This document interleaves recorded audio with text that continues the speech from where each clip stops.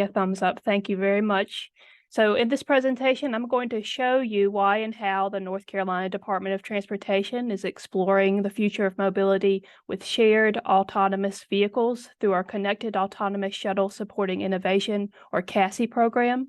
I will also present the results from our most recently completed project in the town of Cary's Fred G. Bond Metro Park and share information from our current and future initiatives. But first, I will share with you NCDOT's vision for mobility in North Carolina and how shared autonomous vehicles play an important role in our vision. Shared autonomous vehicles are an area of focus within NCDOT's Integrated Mobility Division. Our division formed in 2019 through the merger of the Public Transportation and Bicycle and Pedestrian Transportation divisions. We provide leadership for safe, affordable, and innovative multimodal transportation throughout the state, with the goals of increasing access, enhancing quality of life, and ensuring safety for all people.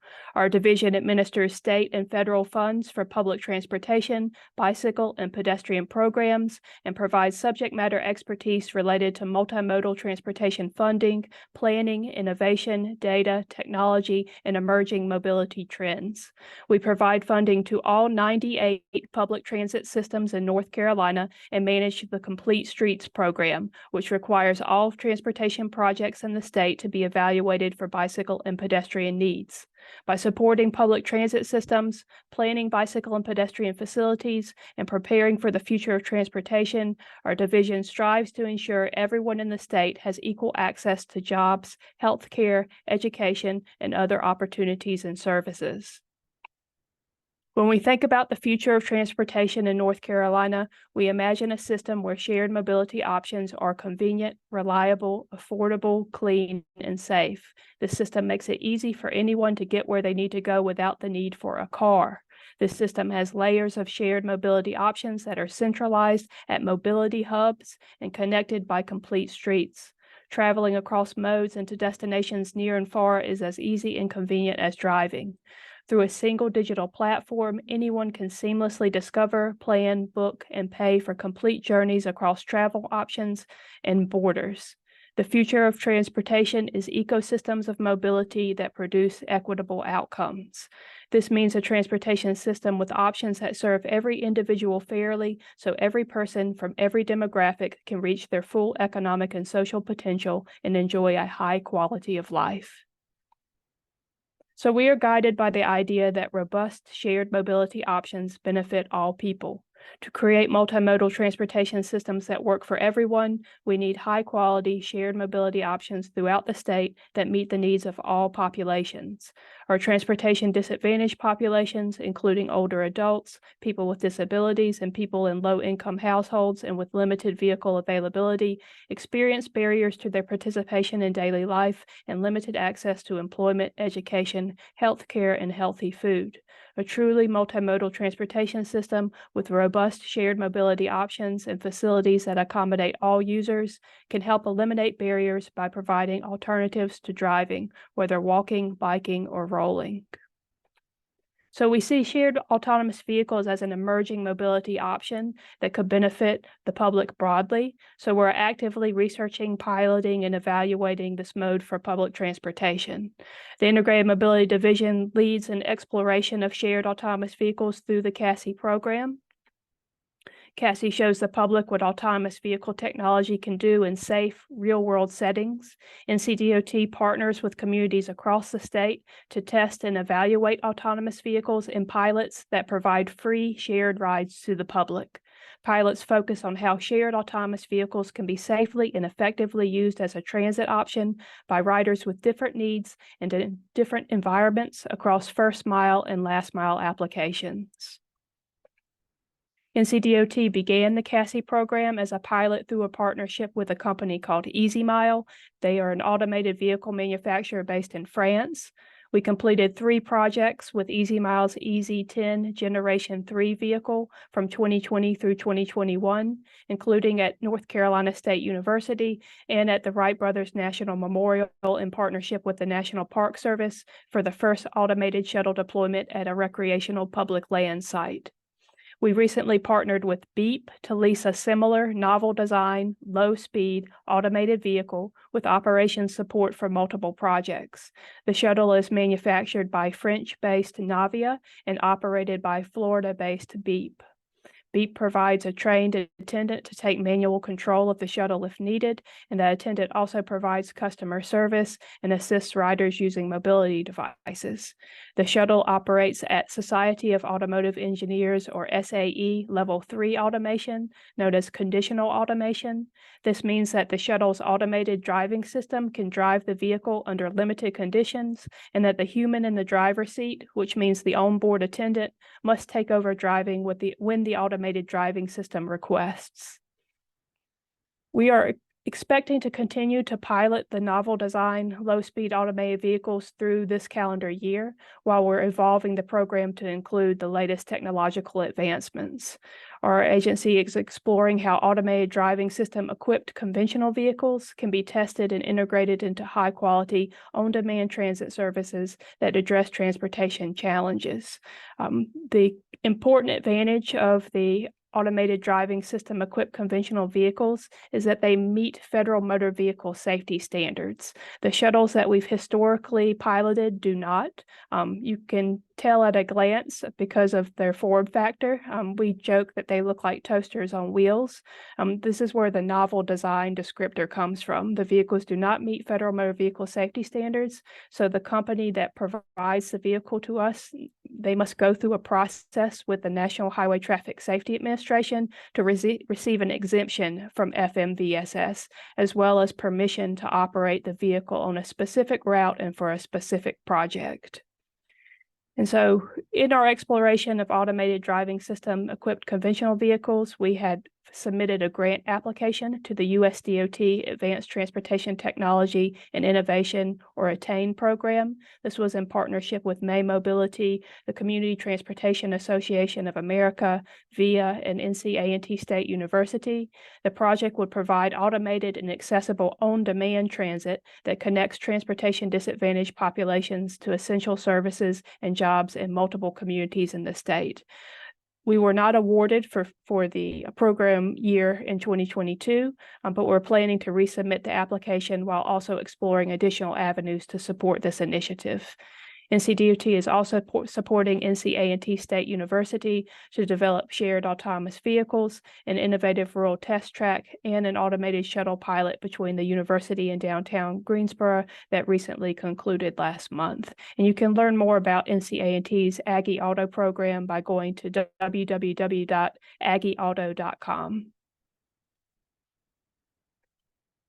So I'm now going to transition to describing results from our most recently completed project in Cary, North Carolina, and share information about our ongoing project in Charlotte. And these are projects using that novel design, low-speed automated vehicle that's operated by Beep and manufactured by Navia. So we partnered with Cary as well as Beep to bring the automated shuttle to Fred G. Bond Metro Park for a 13-week pilot through our CASI program. Beep operated the Navia Autonom shuttle on a 1.6-mile, 4-stop route within the park that connected the Cary Senior Center, a large park shelter and amphitheater, a lakeside boathouse, and a community center. The shuttle was free and open to the public on weekdays from 10 a.m. to 4 p.m. during the pilot period, which ran from March 6th through June 2nd, 2023. The pilot provided a first and last mile option and a fixed route circulator service. The pilot included 2 special features compared to previous projects under the CASI program.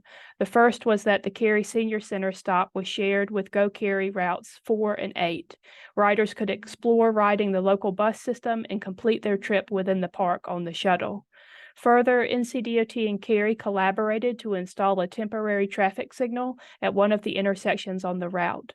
The pilot was the first under NCDOT's CASI program to include vehicle-to-infrastructure communications between the shuttle and a traffic signal on the shuttle's route. This means that the shuttle was able to receive information from the signal about its phasing and timing and operate autonomously without intervention from the attendant.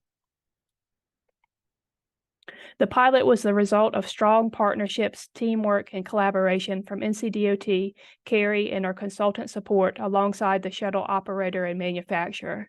We documented at least 77 individuals across the NCDOT, CARI, and consultant teams that helped with the pilot across key activities including administrative, operations, infrastructure, marketing and promotion, incident response, data collection, commissioning, and start of service.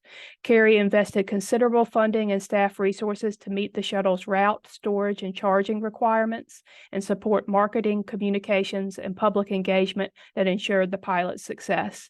NCDOT and CARI demonstrated their strong partnership by working together to plan, prepare for, and launch the pilot and mitigate unanticipated issues throughout the pilot period. Both teamwork and data were very important to evaluate how well the automated vehicle technology is performing now as transit and inform recommendations on how the technology could be improved to best serve the public. So there are several data sources that we collected or were received from the shuttle operator that we used to evaluate the shuttle and its service. BEEP provided weekly data reports to NCDOT and CARI that included ridership and operations data manually captured by the attendant or obtained from the shuttle's computer system. A sample of the results from the ridership and operations data are shown here. Across the 13-week pilot period, 1,718 riders and 494 trips were served. On days of complete or partial service, the shuttle served approximately 3.5 passengers per trip, 28 passengers per day, and 8 trips per day across the pilot period. Wake County Public Schools were on spring break from March 31st through April 7th, which aligns with week 5 of the pilot. This week showed the highest ridership during the pilot period. 80 passengers were served on Friday, March 31st, the most of any date during the pilot period. The shuttle was in operation for 331 out of 384 scheduled hours of service for 86% uptime. The shuttle was out of service most often due to battery insufficiency. So it is a fully electric vehicle.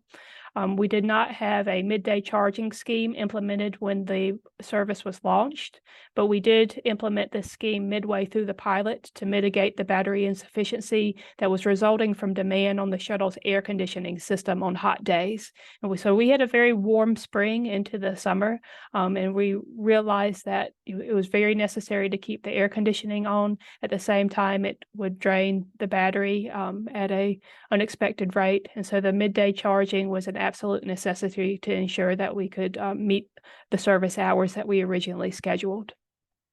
The shuttle spent 98.3% of its time on the route in autonomous mode. The leading causes of disengagement from autonomous mode into manual mode, which means that the shuttle is no longer driving on its own. The attendant needs to manually drive the shuttle. The main cause of that disengagement was lost connection or miscommunication between the shuttle's onboard unit and the roadside unit at the signalized intersection. The second leading cause was signal loss between the shuttle's global positioning unit and the global navigation satellite system base antenna that was installed within the park for the pilot. And so those communication systems, when they're not working, the shuttle cannot operate. And so it was very important to do the troubleshooting as efficiently as possible with the company, but it was also a lesson learned in terms of the environment and how the environment might impact the ability for the shuttle to complete those communications. The shuttle's average speed on the route was 5.4 miles per hour, and its maximum speed on the route was 11.4 miles per hour. The shuttle was programmed to operate at a defined maximum speed on each segment of the route based on roadway geometry and environmental conditions. The shuttle moved the slowest through parking areas, especially through aisles where there's parking on each side. While the maximum allowable speed of the shuttle was 12 miles per hour as approved by NHTSA, its average speed on the route during the pilot period was much slower because of those environmental and roadway geometry factors. In addition to the ridership and operations data provided by BEEP, NCDOT created and administered an online rider survey using Smartsheet. The survey questions were informed by surveys from prior projects under the CASI program and were updated to reflect the context of the pilot in Bond Park. The survey was accessible through a URL or a web link and QR codes at the shuttle stops and inside the shuttle during the pilot period. The survey asked riders about their travel patterns and trip purpose, experience with the shuttle and attendant, and their basic demographics. We collected 160 responses in total. 145 respondents rode the shuttle and 15 did not ride the shuttle. And so a sample of results from the rider survey for those who did ride the shuttle are shown here. Feedback from the rider survey indicated that most riders visited Bond Park to ride the shuttle and rode the shuttle for a fun experience. Most riders had a good experience using the shuttle. Those that did not have a good experience commented on their discomfort with the shuttle's jerky braking and sudden stops. The shuttle was programmed to brake sharply when an obstacle was detected by its sensors. The shuttle also braked abruptly when stopping at intersections and upon disengagement from autonomous mode into manual mode. Most riders had a good experience with the attendant on the shuttle. Some riders commented that the attendant was knowledgeable, welcoming, and helpful, and that the shuttle was safe because of the attendant.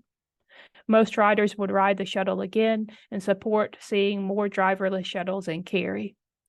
The results from the rider survey showed the lowest agreement or the lowest level of agreement for the question that asked about wait time. 78% of respondents thought the shuttle arrived at their stop within a reasonable amount of time.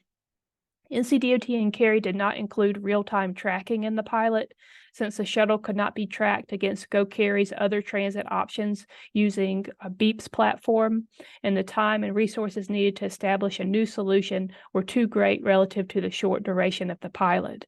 The lack of the real-time tracking, coupled with inconsistency in the shuttle's timing due to frequent service interruptions and the shuttle's disengagements from autonomous mode into manual mode, led to long wait times at the stop locations for riders and confusion about whether the shuttle was coming or going.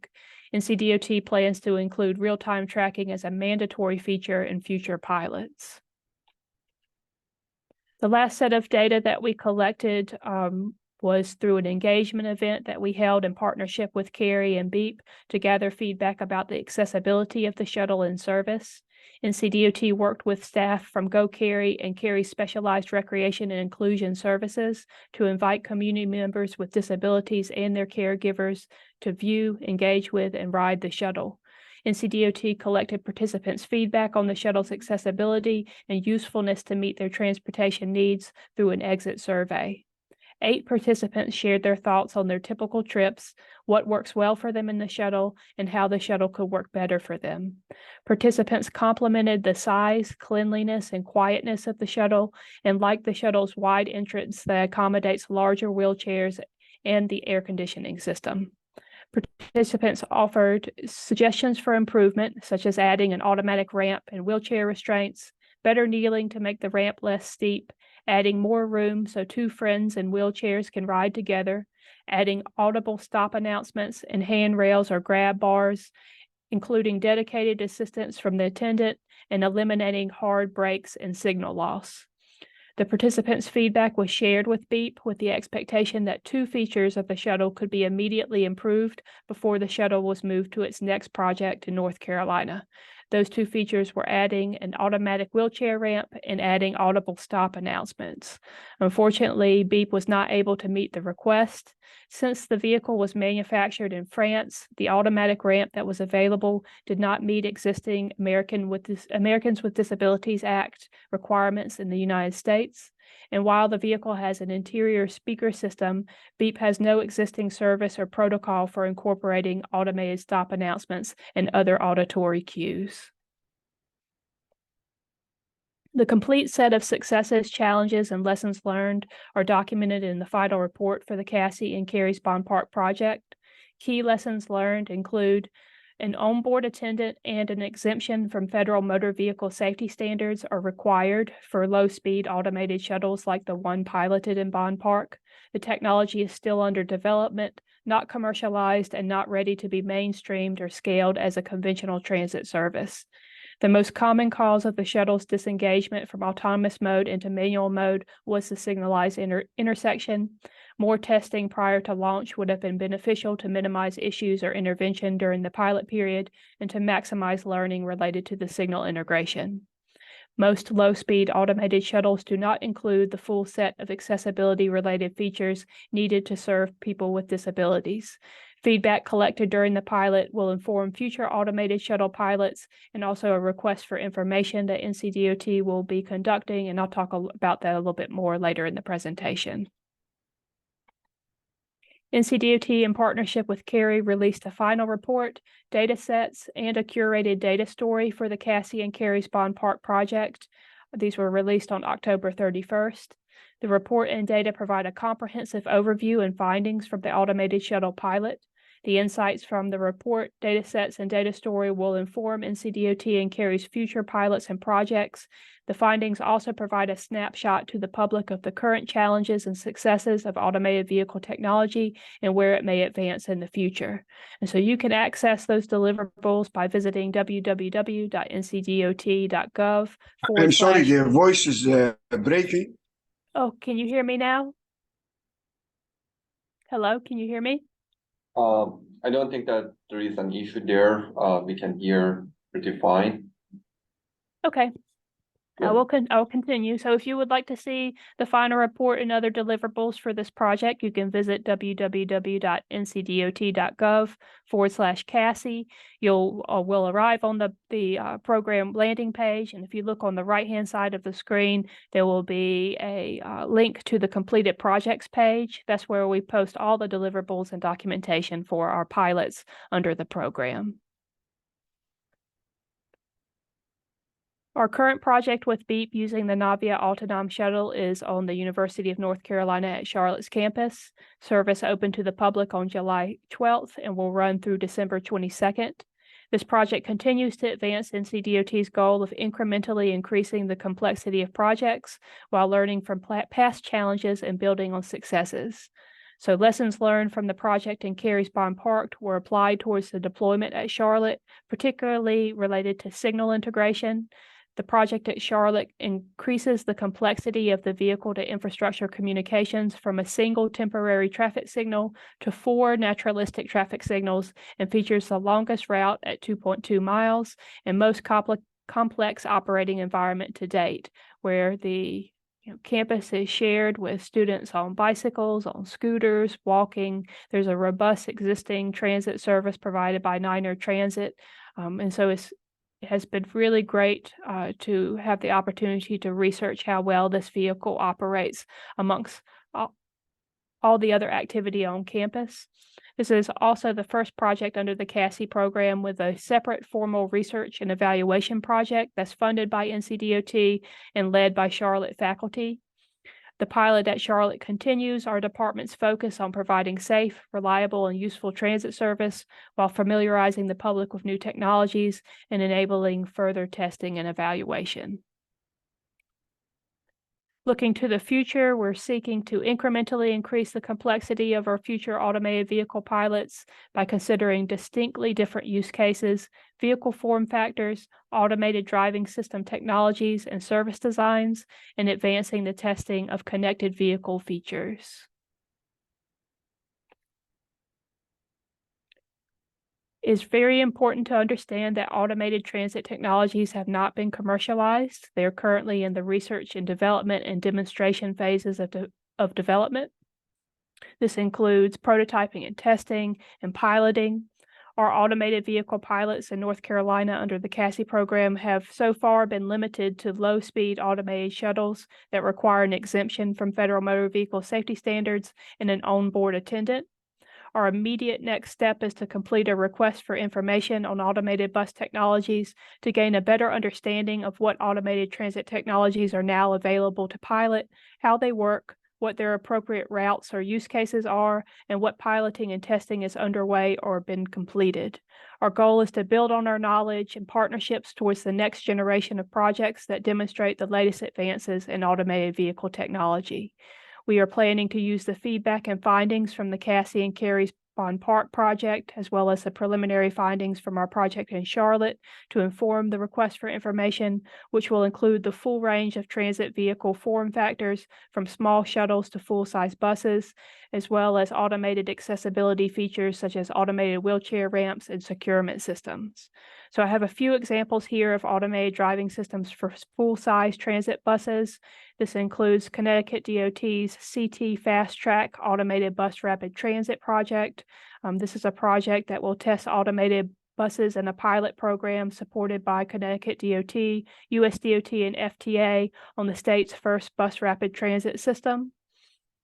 These buses are expected to be operating at Society of Automotive Engineers, or SAE Level 4 automation, with safety driver included on board, and at speeds up to 40 miles per hour on a fixed guideway. So far, it appears operations are expected to begin in 2023, so definitely something to monitor.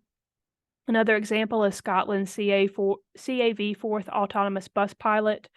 This is claimed to be the first full-size public autonomous bus service in the world that includes 5 buses that are operating at SAE Level 4 automation, also with a safety driver as well as a bus captain. The buses are operating on a 14-mile route in a park and ride service between Fife and Edinburgh, Scotland.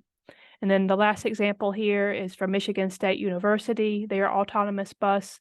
It was deployed from May 2022 until April 2023 on a 2.5-mile route in a park and ride service that linked a commuter lot and the Michigan State University auditorium. This bus was also operating at SAE Level 4 automation, but with a safety driver on board. I would like to conclude my presentation by sharing a recently launched initiative at NCDOT called Advanced Mobility NC. This is an initiative that is its foundation is built on an interdepartmental collaboration between the Integrated Mobility Division, the Division of Aviation, and Unmanned Aircraft Systems Program. We're demonstrating a commitment to invest in new technologies to better connect people, goods, and places and meet public needs. An early outcome from the initiative will be a 3-year Advanced Transportation Mobility Strategic Plan that is anticipated to be completed and adopted by 2024. The purpose is to serve the needs of North Carolina's businesses and residents, leverage the state's strong position as a leader in innovation and trusted partner to propel the state forward, bring attention and attract a diverse set of businesses and manufacturers to the state, and strategically align North Carolina's continued success in advancing mobility with national and international leaders. To learn more about the initiative, you can visit www.ncdot.gov and search for Advanced Mobility NC. That is all I have to share today. Again, I appreciate the opportunity to be here. If you have any questions, feel free to ask now, and also feel free to get in touch with me afterwards. I'm happy to meet with you to talk about any of the projects or programs that I shared. Thank you so much. That was very insightful, and especially something that was impressive was that some of these programs just recently concluded, but the way that you quickly were able to wrap up the reports and release it publicly. So that was, I know how hard it is to get to this point. Thank you so much. You're welcome. Yep. So any questions? Sarah, Stephen Jones here. Again, thank you very much. That was great. I have to be honest and say I'm a little bit jealous of what you guys are able to do up there. It's really impressive. So how would you characterize in general I'm just looking at the last slide you had, the advanced mobility. So I'm assuming your state legislature and general leader, political leadership, they're pretty firmly behind all of this. You get a lot of support from them. Yes, we do. Yes, we do. It's very refreshing to have such great support. I think when the Integrated Mobility Division was formed in 2019, it sent a very strong message at the state level of the commitment that NCDOT is showing towards multimodal transportation and really thinking about how citizens can use all the different ways of traveling across the system in a more coordinated and efficient way. And those 4 pillars of mobility that I talked about early in my presentation, which are the layered multimodal services. We have our mobility hubs that allow folks to transfer across those different services. We're able to connect our people in places with truly complete streets that are accommodating all modes. And then also information is so important to allow the public access to what's available, showing them on a map, showing them on a platform that it is possible without the use of your own personal car to get where you need to go, mostly. And then it allows us to identify the gaps where we can improve. And so it has been very refreshing to have leadership that's supportive of these initiatives, and they take time too. And just thinking about what's the best way that we can build these partnerships within our department with other agencies, public agencies in the state, but also our communities and our citizens to get this work done. That's fantastic. That's so, I mean, as you were talking, I'm thinking like, okay, how can I get some of my Alabama folks? Hey, Ali, I'm thinking about a field trip. We'll talk about that later on. And then one just quick kind of technical question. When the survey where they reported, I think it was 88% said they would like to see more AVs on the streets. Any interesting demographics pop out of that? Were there major differences in age and that type of thing? Actually, no. Actually, in terms of where folks wanted to see the shuttles, there was a very strong response across different age groups for downtown Cary. And there were some comments about, I would love to be able to not have to drive my car, or, to leave my car at home and be able to get where I need to go to all these great places in downtown.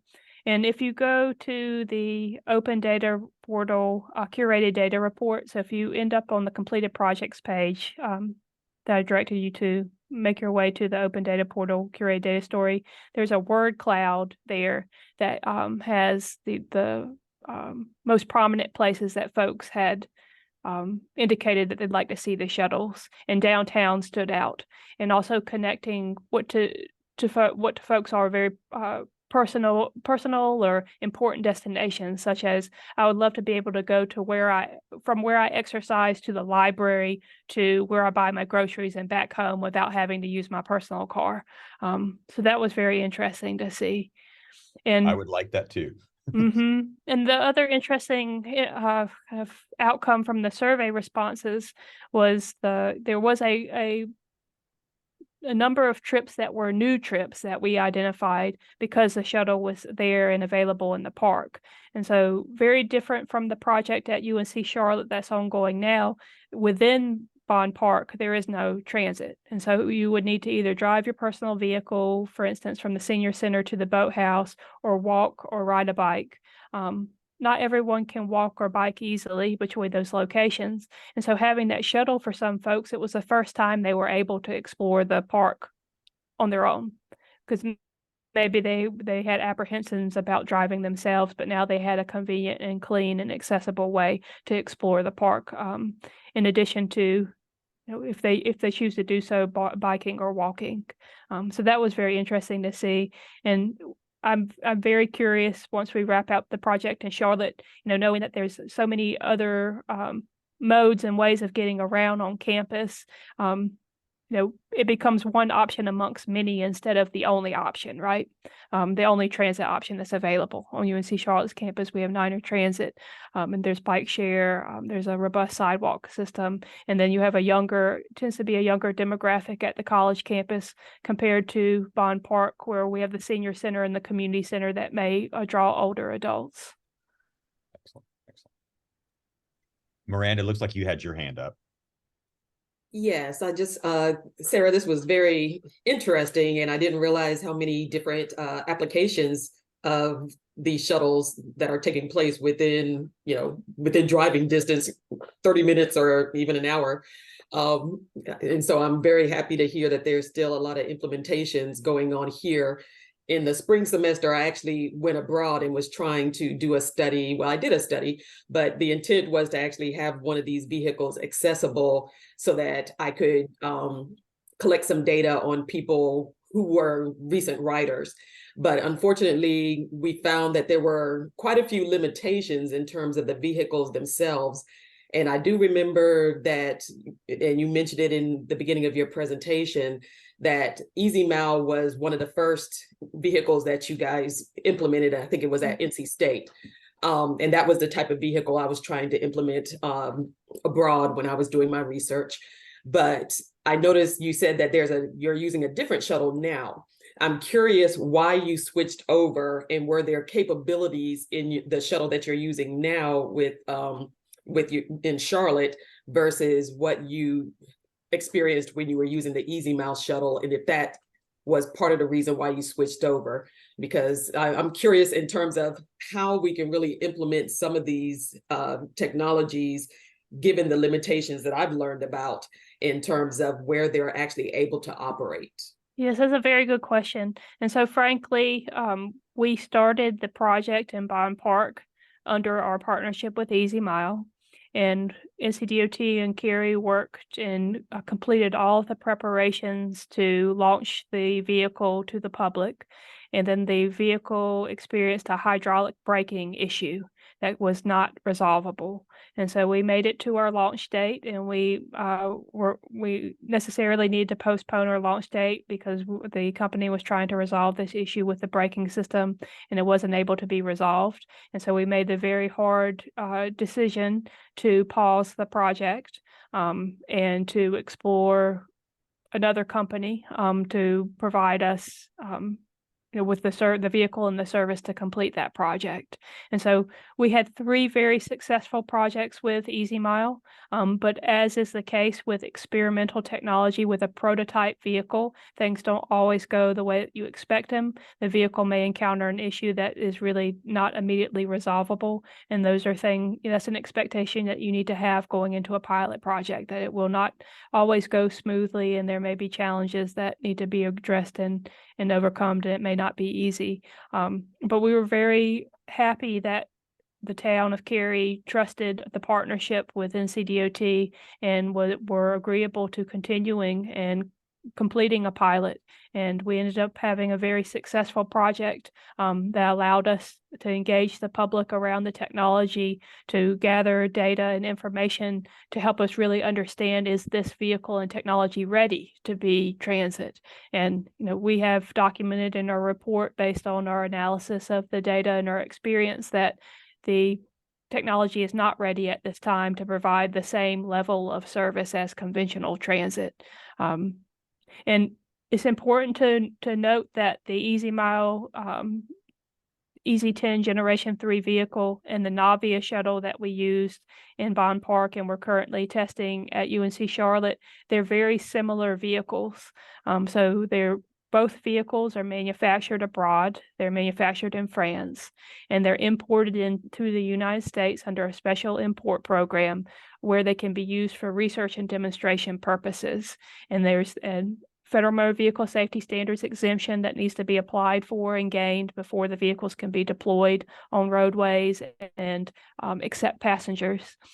The key difference in how the technology is used is that the EasyMile EZ10 vehicle was relying on the LiDAR sensors primarily for localization, in combination with signs that were installed along the route, whereas the Navia vehicle relies on a GPS sensor that's on the shuttle in combination with a GNSS base antenna that's installed within the project area that provides accurate location information for the vehicle and its automated driving system. So that it's just a difference in the approach and how the sensors are used and how the technology is used, so that the vehicle knows where it's coming from, where it's going, and what's around it.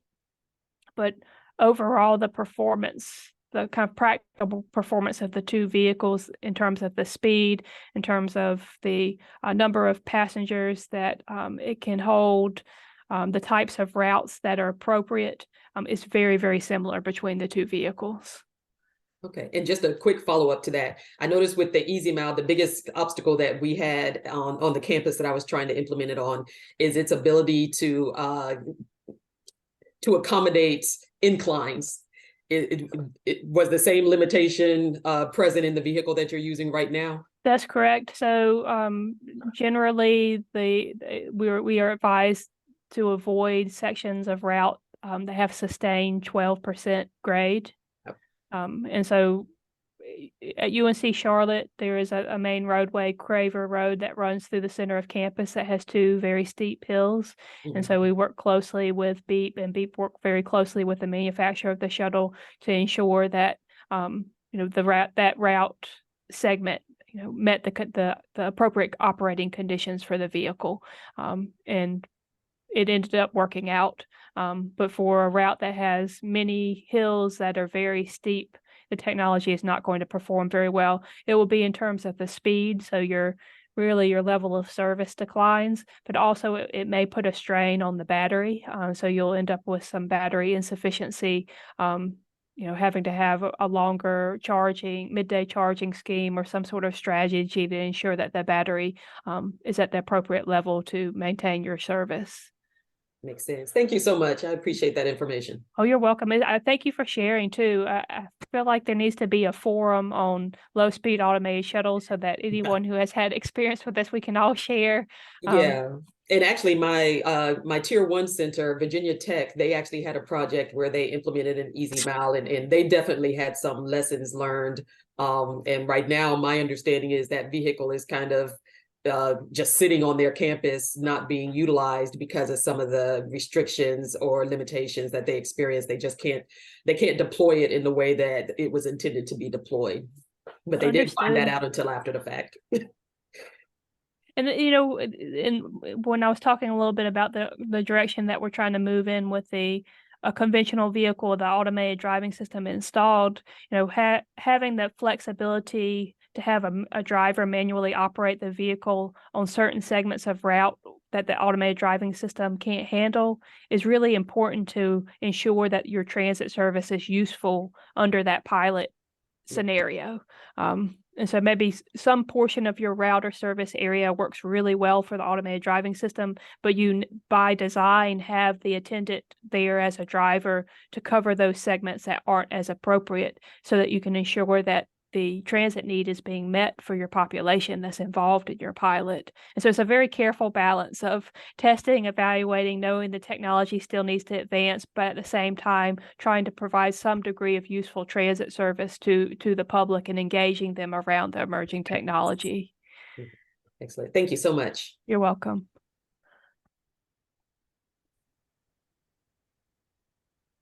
I see, Abby, you have a question with Fly, Abby? Yes. Well, Sarah, thank you very much for a detailed and very informative talk. Let me ask, I have basically a question with 3 parts. In your mind, what do you think is the grand challenges for the advanced air mobility?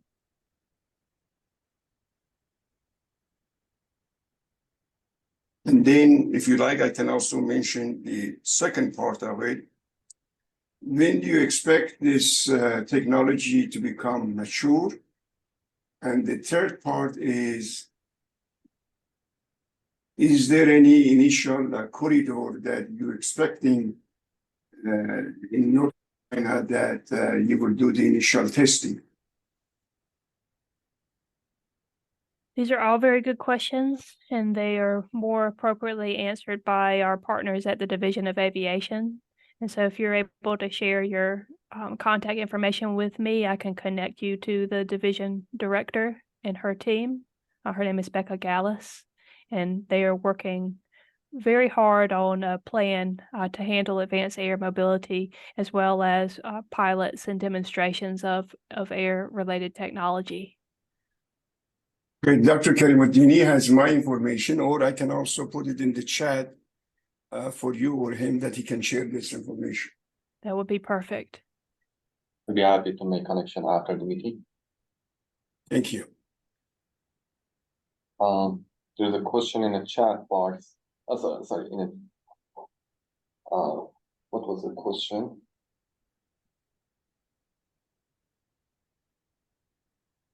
I think it's saying, what would be your next steps related to or between implementation or current AV technologies versus improving the limitations of current technologies in terms of research.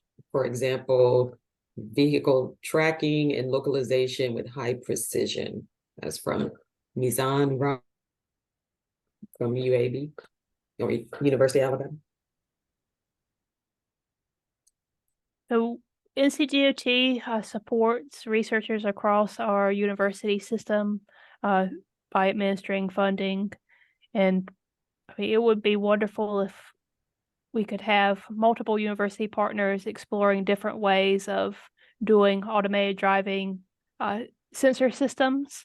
Dr. Karamodini and I have talked before jokingly, but really I'm serious about having demonstrations and challenges at their test track at NCANT, and really trying to be more strategic and intentional about the projects that we are supporting and the collaborations that we're building so that we can document outcomes from the testing. I think we have so many talented researchers and professionals in North Carolina at our various universities and research centers. Sometimes it feels like the work is happening in isolation, but it would be really wonderful for us all to learn more about what we're working on. And then, as an agent of NCDOT, identify ways that we can better support. And that's what we would do. We would support other professionals to do this sort of testing. And then when a technology is mature enough to be demonstrated in a service that's open to the public, in a passenger carrying service, we would want to be a part of those pilots to be able to clearly show where this vehicle or vehicles can be immediately implemented within public transportation services, or set realistic expectations for the timeline for that implementation if it's not ready yet.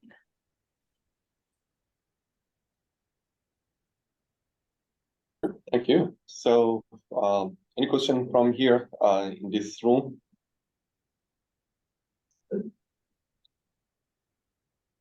So, I'm gonna be, so what do you think, what is going to be the grand challenge moving from these pilot programs to a more sustainable solution that is actually providing service to you mentioned about the vehicle to infrastructure and signaling.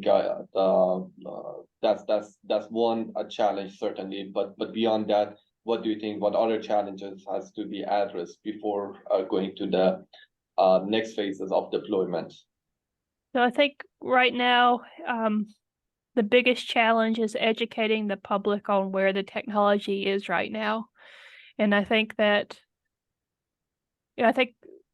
we have worked really hard within the CASI program to set a realistic expectation about what the vehicles that we're piloting can do, and trying to be very intentional in our documentation and messaging that the vehicle, at least the vehicles that we've piloted so far, are not ready yet.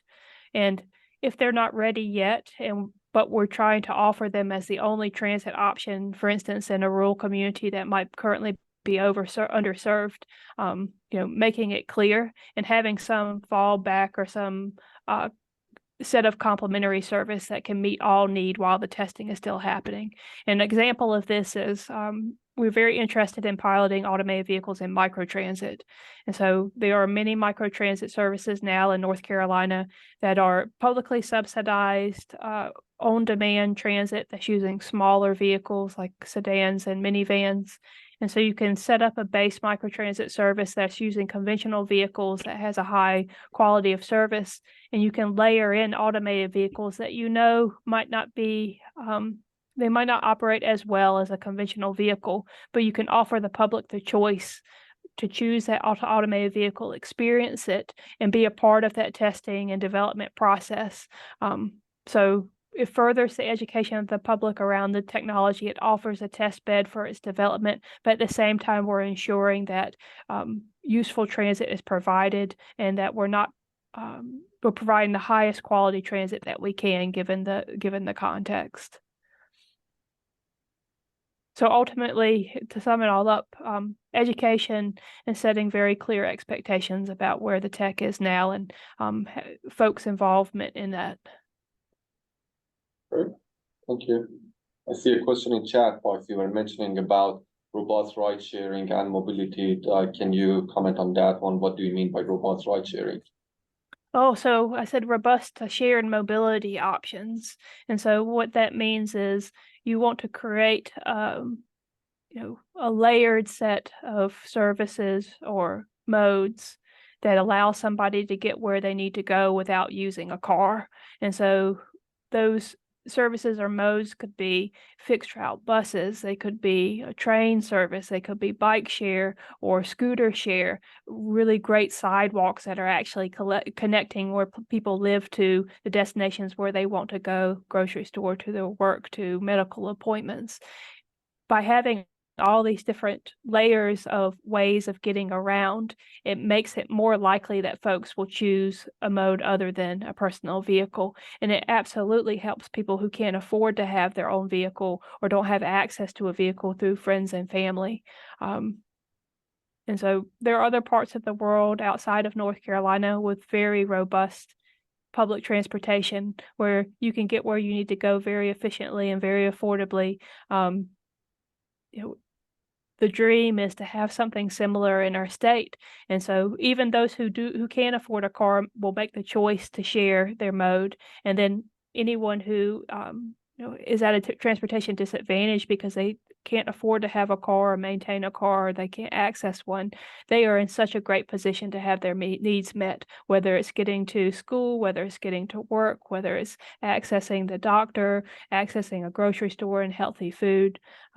We could talk so much at length about this because it extends beyond just the travel options. It extends into how we plan our communities and how we think about the people in those communities.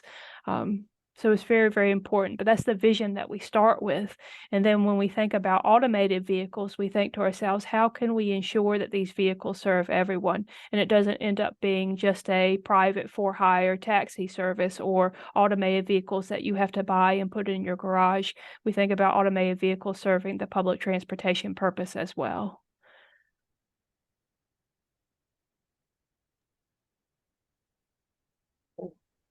So, any other question?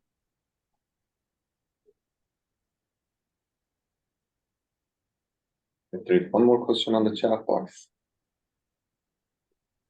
Dr. Shang, if you would like to go ahead and have the question.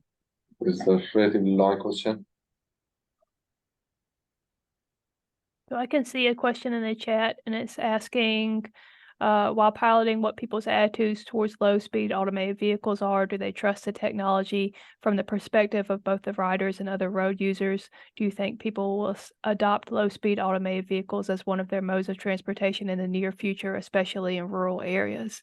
And it's going to be very context dependent because right now where the technology is, it works best in an extremely controlled environment where it's safe to operate at lower speeds.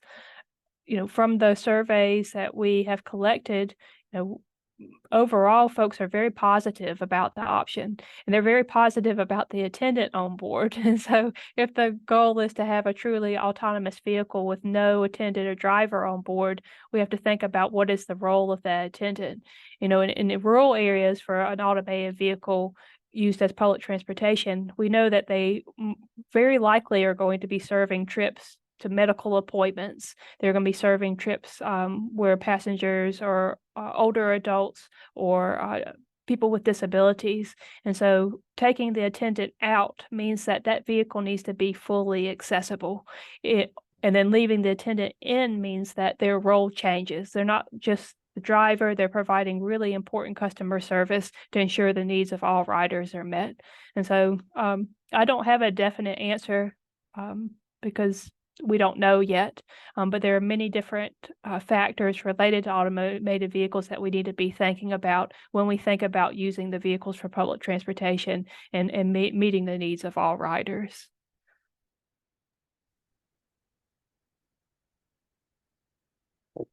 So one more question, a slightly different topic. When we are talking about multimodal transportation, primarily what we do have as far as state of practice, the way that we are deploying is just physical coexistence of services that are happening. What is NCDOT vision to make them more integrated and more really a multimodal beyond the physical coexistence of the transportation modes that might be available? Any thought or any perspective on that? Well, I do think one concept that is being embraced by the department is mobility hubs.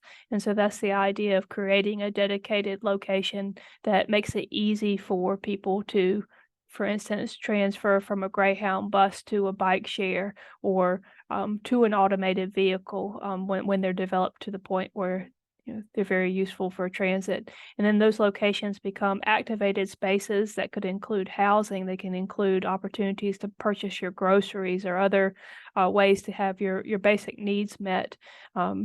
It's all about supporting that entire system. So it's not only the vehicles, it's the pathways that we're traveling on, and then the opportunities to transfer between modes that are very useful, and they're intentionally designed and implemented. I think the open question is, I think rural areas are really important to think about, where your populations are spread out. You're not going to have a high degree of density around, a city center, and how automated vehicles would best serve those populations, I think is an open question. And we would love to support, more pilots where our audience is citizens of rural areas and gather their input on how this could best serve their travel needs. And as a sort of follow-up question, being also as a chair of the advisory board of CR2C2, what do you think that CR2C2 can contribute to this vision? What is your vision? Oh, I mean, my hope is that all these incredibly talented and intelligent researchers, faculty and students can use their passion and their skills to help us understand how to make automated transportation work for our rural populations as well as our urban populations. And you have the technology side of how do we make the vehicle work and how do we make the technology to access the vehicle work, but you also have the people side. And so I really hope that the teams think about, understanding travel problems from the perspective of the customer, from the perspective of the riders, and really understand how conventional transit works. As you're determining how best to implement these new vehicles and these new ways of doing automation into existing systems. But I think this is a very wonderful thing, and I'm very excited to see the work that comes out of these partnerships. Great. Thank you so much.